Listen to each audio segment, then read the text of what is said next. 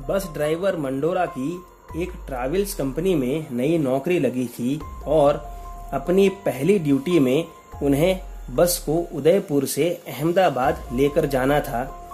मंडोरा अपने समय से पहले काम पर पहुंच गए और बस को ठीक से देख के बस चालू करके अपनी जगह लगा दी जहां से यात्री बस में बैठने वाले थे। कुछ देर में यात्री बस में बैठ गए और मंडोरा ने बस शुरू की। उदयपुर से अहमदाबाद का रास्ता महज 3 से 4 घंटे का है। बस जब पहाड़ी रास्ते से सांप की तरह मुड़ती हुई चल रही थी तभी छोटी नदी का पुल क्रॉस करते ही मंडोरा को लगा जैसे बस से अपना कंट्रोल खो चुका है और बस अपने आप ही चल रही है। काफी कोशिश करने के बावजूद भी मंडोरा बस पर कंट्रोल नहीं कर पा रहा था और उसे लगा जैसे बस पहाड़ी से नीचे गिर जाएगी।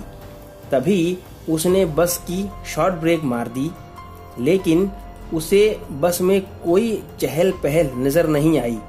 मंडोरा को लगा जैसे बस में कोई है ही नहीं।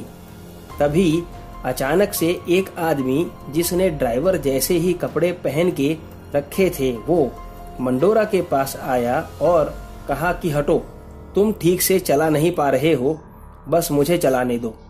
मंडोरा उस आदमी को मना नहीं कर पाया और वो वहां से हटकर बाजू की सीट पर बैठ गया और वो आदमी बस चलाने लगा।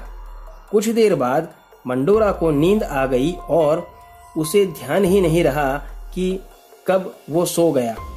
कुछ देर बाद जब उसकी आंख खुली तो उसने देखा कि रात के 2 बजे हैं और बस अहमदाबाद के बस डिपो में खड़ी है।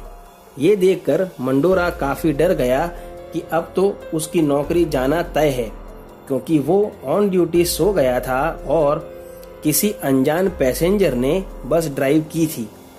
जब वो बस से उतरकर अपने ट्रैवल्स के ऑफिस गया तब उन लोगों ने उसकी प्रशंसा की कि भाई पहली बार ड्राइव की है लेकिन ऑन टाइम बस तुमने पहुंचा दी है, और यात्री सभी खुश थे।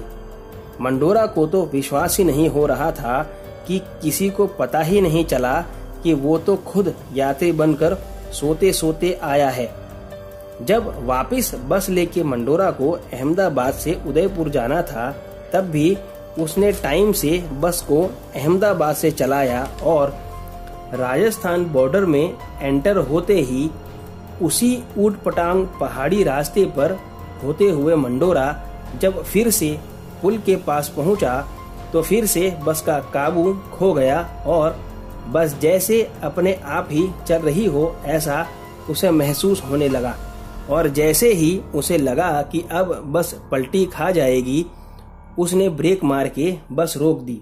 उसी वक्त वो आदमी फिर से मंडोरा के पास आया और बोला कि हटो, तुम फिर से ठीक से नहीं चला पा रहे हो।